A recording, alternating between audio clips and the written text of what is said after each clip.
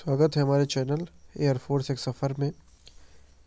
सबसे पहले आज हम बात करेंगे कि एयरफोर्स का जो हमारा फ़ेज़ 2 है, एयरफोर्स का आपका फ़ेज़ 2 स्टार्ट होने वाला है। ठीक है, कब से स्टार्ट होगा? फ़ैब में होने वाला है, स्टार्टिंग में फ़ैब के स्टार्टिंग से या जनवरी के लास्ट में, या तो जनवरी के लास्ट में आपका फ़ेज़ 2 स्टार्ट होने वाला है। सो ये डाउट मैंने आपको क्लियर कर दिया। उसके बाद अब हम बात करेंगे कि फ़ेज़ 2 के अंदर जो हमारा ग्रुप डिस्कशन का पार्ट है, फ़ेज़ 2 के अंदर जो हमारा ग्रुप डिस्कशन का पार्ट है, क्या इसके लिए ऑफलाइन कोचिंग ज्वाइन करना ही इम्पॉर्टेंट है, या अगर आप अपने से रनिंग वगैरह कंटिन्यू कर लेते हैं, अगर आप अपने से रनिंग वगैरह हैंडल कर लेते हैं, और रनिंग हैंडल की जा सकती है। मैंने खुद फ़ेज़ 2 क्लियर किया है, बिहटा से। ठीक है, सो आप भी बहुत ही आसानी से अपना फ़ेज़ 2 क्लियर कर सकते हैं। रनिंग वगैरह आपको डेली करनी है।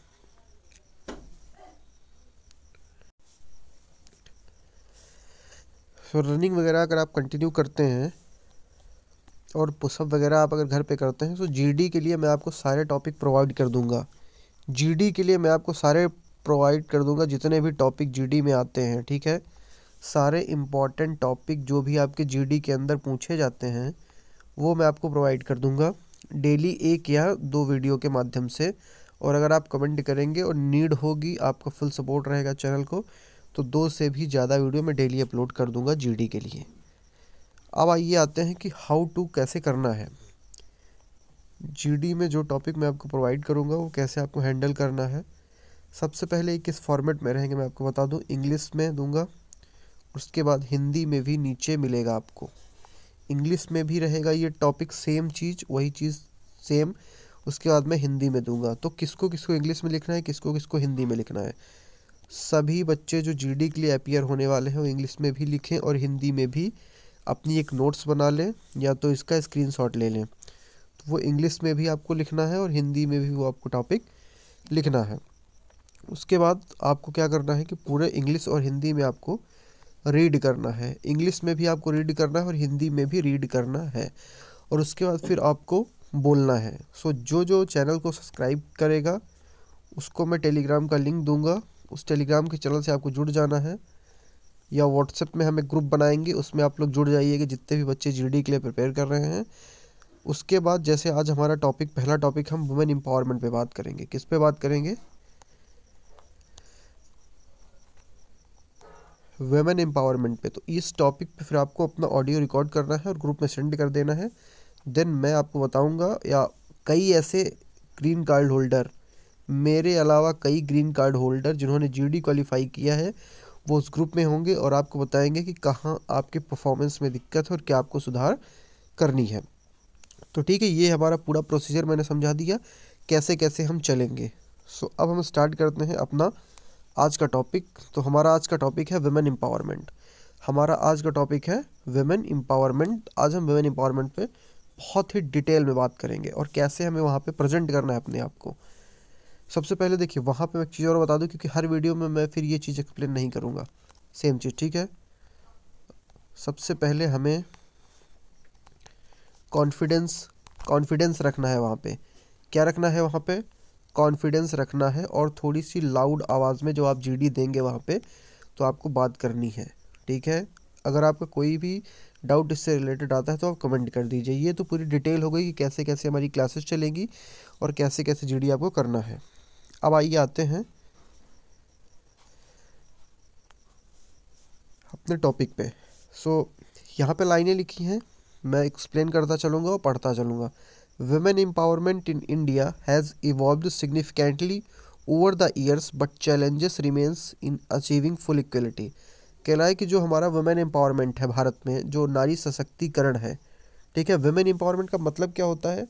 जो हमारे लेडीज़, हमारे विमेन की कंडीशन इंडिया के अंदर है, उसे हम कैसे एम्पावर करें, कैसे बेहतर करें। ठीक है, मैं सारी चीज़ें एक्सप्लेन करते चलूँगा जिससे आपको दिक्कत ना हो, और समझ के आप अपने लैंग्वेज में, इंग्लिश में प्रॉपरली ऑडियो मैसेज रिकॉर्ड करके मुझे आप भेज पाएँ अपने फॉर्मेट में। ठीक है, तो सबसे पहले आपको सुनना है, फिर लिखना है और फिर रिकॉर्ड करके मुझे सेंड करना है। मैं बताऊंगा कैसे सेंड करना है। अगर वीडियो में अच्छा रिस्पांस आता है सो मैं बताऊंगा फिर कैसे आपको अपना ऑडियो उस टॉपिक पे रिकॉर्ड करके मुझे भेजना है 5-7 मिनट का। तो women empowerment in India has evolved significantly over the years. कह रहा है कि जो वुमेन एम्पावरमेंट है, नारी सशक्तिकरण है भारत में, वो इवॉल्व्ड हुआ है। उसमें इवॉल्व मतलब काफ़ी सुधार हुआ है, ओवर द ईयर्स मतलब कई सालों में। बट चैलेंजेस रिमेन्स इन, लेकिन अभी जो चैलेंजेस हैं, अभी जो समस्याएं हैं, रिमेन मतलब बाकी हैं, इन फुल इक्वलिटी। तो पूरी तरह से इक्वलिटी मतलब अभी पूरी तरह से नारी सशक्तिकरण नहीं हो पाया है। कह रहा है कि वुमेन एम्पावरमेंट में कई सुधार तो हुए हैं लेकिन अभी चैलेंजेस बहुत ज़्यादा हैं कि फुल इक्वलिटी, पूरी तरह से भी समानता औरतों को नहीं दी गई है। ठीक है, अब बढ़ते हैं अपने नेक्स्ट स्लाइड पे। सो हमारा नेक्स्ट स्लाइड है, हम सेकंड पेज पे। Empowering women means providing them with the ability to make decisions about their own lives, improving their economic status and ensuring access to opportunities in education, health care and employment. यहाँ पे कहा गया है कि empowering women, नारियों को शक्ति देने का मतलब मीन्स, कह रहा है कि यहाँ पे ये बताया गया है कि नारी वुमेन एम्पावरमेंट होता क्या है। So provided them with the ability, उन्हें शक्ति देना, किस चीज़ की शक्ति देना, make decision about their own lives, हम ये उन्हें शक्ति दे पाएँ कि वो अपने डिसीजन स्वयं ले पाएँ। इम्प्रूविंग देयर इकोनॉमिक स्टेटस, उनका जो फाइनेंशियल कंडीशन है, पैसे में उनका सपोर्ट, एंड इंश्योरिंग, और हमें इंश्योर कर पाएँ access to opportunities in education, उन्हें एजुकेशन में भी अपॉर्चुनिटी मिले और हेल्थ केयर में मिले, ठीक है, एम्प्लॉयमेंट मिले। सो हर सेक्टर में हमें ये एश्योर करना पड़ेगा कि उन्हें ये शक्ति मिले और वो हर तरह से आगे आएँ। Now we are going in the third slide. The Indian government has, जो हमारी भारतीय सरकार है, इनिशिएटेड, उन्होंने क्या किया, शुरू किया है। क्या शुरू किया है, सेवरल प्रोग्राम्स, कई प्रोग्राम, कई स्कीम शुरू की हैं, पॉलिसीज़, किसके लिए, टू प्रमोट वुमेन्स राइट, नारियों की, जो हमारे महिलाओं की, उनकी हक के लिए कई स्कीम्स प्रोवाइड की गई हैं। जैसे बेटी बचाओ बेटी पढ़ाओ, जैसे क्या हमारे किया गया है, बेटी बचाओ बेटी पढ़ाओ स्कीम, जो कि विच फोकस, जो ये स्कीम है हमारी बेटी बचाओ बेटी पढ़ाओ, जो कि इम्प्रूविंग द सेक्स रेशियो, मतलब कि जितने भी वुमेन हैं और मेन हैं उनका जो रेशियो है वो बराबर का हो। सो हमारी सरकार ने क्या किया है, वुमेन और मेन के रेशियो को बराबर करने के लिए स्कीम चलाई है। ठीक है, so now we are going in the next slide. हम अगले स्लाइड में जाते हैं। देखिए, हिंदी मीडियम के स्टूडेंट को भी कोई प्रॉब्लम ना हो इसलिए मैं बहुत ही एक्सप्लेन करते चल रहा हूँ आराम से। अब हमारा यहाँ पे ये लेते हैं हम स्लाइड में। इन रिसेंट ईयर, पिछले कुछ सालों में, women in India have made remarkable strides in various fields. कह रहा है कि बीते कुछ सालों में भारतीय महिलाओं ने कई फील्ड में झंडा गाड़ा है, अच्छा प्रदर्शन किया है। जैसे पॉलिटिक्स, राजनीति में, बिजनेस, व्यवसाय में, साइंस विज्ञान में और स्पोर्ट्स खेल में। ठीक है, अब हम चलते हैं अगली स्लाइड पे। Next slide. देखो, जितना मैं बता रहा हूँ इतना अगर आप लिख लेते हो और इस बोल लेते हो तो ये मोर देन इनफ है आपके लिए। उसके बाद अब आपको कुछ करने की ज़रूरत इस टॉपिक पे नहीं है। अगला है लीडर लाइक इंदिरा गांधी। इंदिरा गांधी और Mamata Banerjee have shown that women can excel in political leadership. तो यहाँ पे कह रहा है कि जो हमारी इंदिरा गांधी जी हैं और ममता बनर्जी जी हैं, इन्होंने ये प्रूफ किया है कि वुमेन अपने आप को पॉलिटिकल लीडरशिप में भी लड़कियां पहुंच सकती हैं, पॉलिटिकल कैरियर भी अपना बना सकती हैं, पॉलिटिक्स में भी जा सकती हैं। ठीक है, सो नेक्स्ट।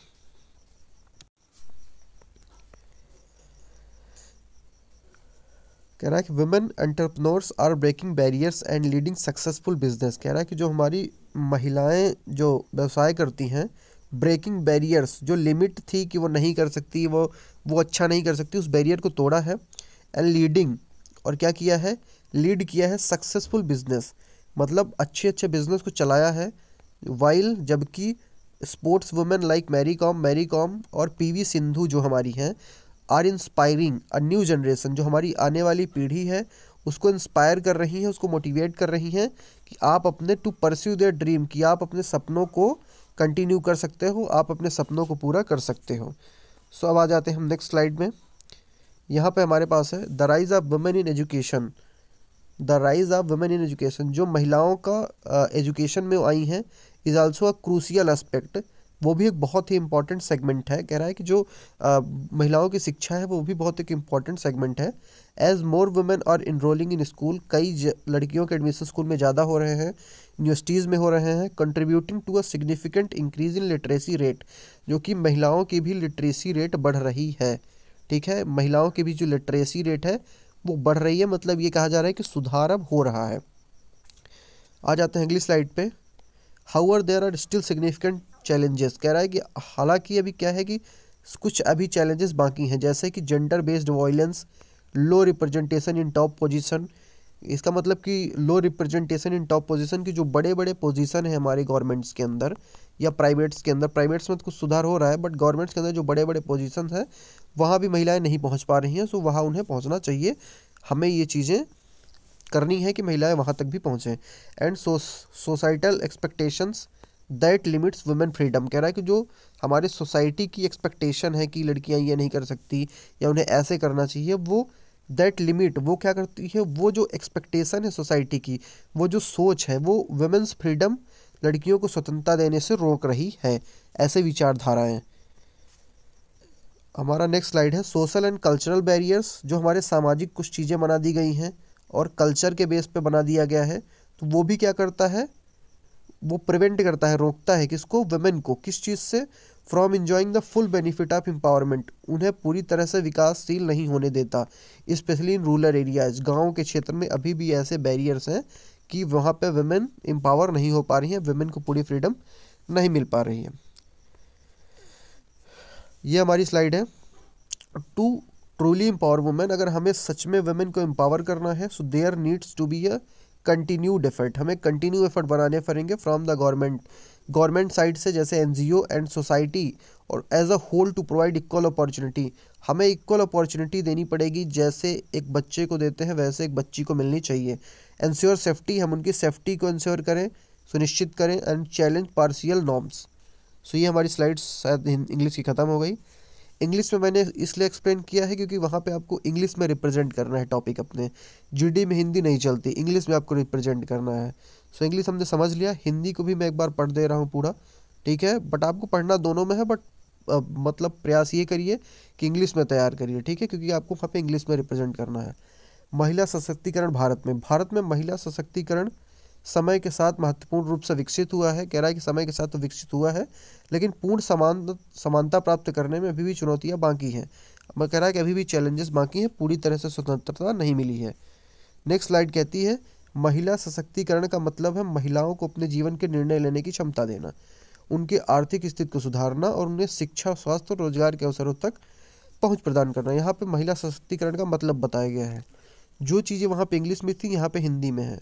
कह रहा है कि महिला सशक्तिकरण का मतलब है महिलाओं को अपने जीवन में उन्हें निर्णय दिए अपने से वो ले सकें, ठीक है, और उन्हें फाइनेंशियल इंडिपेंडेंट मिले, वो पढ़ाई में आए, वो स्वास्थ्य के सेक्टर में आए। सो यहाँ पर हमें उन्हें एसेसिबल बनाना पड़ेगा। नेक्स्ट आते हैं हम, भारतीय सरकार ने महिलाओं के अधिकार को बढ़ावा देने के लिए कई योजनाएं, कह रहा है कि कई योजनाएं गवर्नमेंट ने चलाई हैं, जैसे बेटी बचाओ बेटी पढ़ाओ योजना। और ये किस चीज़ के लिए चलाई गई है कि मैन और वुमेन का जो रेशियो है उनका बराबर हो पाए, मतलब जितने लड़के रहे उतनी ही लड़कियां इस देश में रहे। इन चीज़ को बढ़ावा देने के लिए सरकार योजनाओं को चला रही है, जैसे बेटी बचाओ बेटी पढ़ाओ, सो नरेंद्र मोदी जी ने हमारे चलाई है। हाल वर्षों में महिलाएं राजनीति, व्यापार, विज्ञान और खेल जैसे विभिन्न क्षेत्रों में महत्वपूर्ण कदम उठा चुकी हैं। कह रहा है कि महिलाएं हमारी कई सेक्टर में आ चुकी हैं, स्पोर्ट में आ चुकी हैं, पॉलिटिक्स में आ चुकी हैं, साइंस में आ चुकी हैं, ठीक है। सो कह रहा है कि इस सेक्टर में हमारी महिलाएं आ चुकी हैं। नेक्स्ट आते हैं, फिर यहाँ पे कह रहा है कि इंदिरा गांधी और ममता बनर्जी जैसी नेताओं ने यह सिद्ध किया कि महिलाएं राजनीतिक नेतृत्व में भी उत्कृष्ट हो सकती हैं। तो इन लीडर्स ने बता दिया कि महिलाएं पॉलिटिकल कैरियर भी अपना बना सकती हैं, पॉलिटिक्स में भी आ सकती हैं। नेक्स्ट पे आते हैं, यहाँ पे कहा गया है कि महिला उद्यमी अपनी बाधाओं को पार कर सफल व्यवसाय चला रही हैं। कह रहा है कि कई वुमेन जो हमारी हैं, कई वुमेन वो बिज़नेस में आ चुकी हैं, बिज़नेस चला रही हैं। खेल क्षेत्र में मैरी कॉम और पीवी सिंधु एक बड़ा नाम है, जिन्होंने एक नई पीढ़ी को अपने सपनों का पीछा करने के लिए प्रेरित किया है। उन्होंने बताया कि आप खेल में भी आ सकते हैं और अपने सपनों को पूरा कर सकते हैं। नेक्स्ट आते हैं, शिक्षा में महिलाओं की भागीदारी भी महत्वपूर्ण है, क्योंकि अधिक से अधिक महिलाएं स्कूल और विश्वविद्यालय में प्रवेश कर रही हैं। कह रहा है कि ज़्यादा से ज़्यादा महिलाएं स्कूल आ रही हैं, लड़कियां स्कूल आ रही हैं, यूनिवर्सिटीज़ में आ रही हैं, जिससे हमारी साक्षरता दर जो लिटरेसी रेट है वो बढ़ रही है। नेक्स्ट आ जाते हैं, फिर इसमें कहा गया है अब भी चुनौतियां हैं, जैसे लिंग आधारित हिंसा, शीर्ष पदों पर महिलाओं का कम प्रतिनिधित्व। तो कह रहा है कि अभी हाई पोजीशंस पे महिलाएं नहीं हो पाई हैं, ठीक है। और सामाजिक अपेक्षाएं, कुछ ऐसी सामाजिक अपेक्षाएं कि समाज चाहती है कि लड़कियां ऐसे रहें, इस तरह करें, वो हमारे महिलाओं की स्वतंत्रता को सीमित कर रहा है। सो उन सब चीज़ों की सोच में हमें बदलाव करना है। नेक्स्ट स्लाइड में कहा गया है सामाजिक और सांस्कृतिक बाधाएं। कुछ समाज ने लिमिट बनाई हैं और कुछ धर्म ने लिमिट बनाया है कि महिलाएं काम नहीं कर सकती। वो हमेशा जो है वो सशक्तिकरण जो महिलाओं का है उसमें बाधा बन रही हैं, ऐसी विचारधाराएं, ठीक है। और विशेषकर ये गांव के क्षेत्रों में ज़्यादा है। इस स्लाइड पे आ जाते हैं, महिला सशक्तिकरण के लिए सरकार, गैर सरकारी संगठन, कह रहा है कि गवर्नमेंट को एनजीओ बनाना चाहिए और समाज को भी आगे आना चाहिए। और पितृसत्तात्मक मान्यताओं की चुनौती देने की निरंतर आवश्यकताएं हैं।